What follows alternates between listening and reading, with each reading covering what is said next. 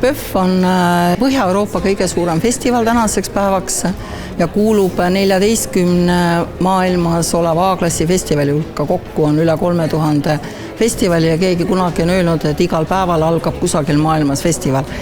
Ida-Virumaa on tegelikult PÖFFi DNA-s, sest et PÖFF sai alguse kunagi Narvas, Tallinnas ja Tartus. Me oleme käivitanud seal ka sellise miniprogrammi selles mõttes, et väga idealistlik, et vähendada Ida-Virumaa puudustöö ja et inimesed leiaksid endale nii-öelda täiendõppe kaudu lisategevusi. Alustasime veebruaris ja lõpetame selle aasta novembris.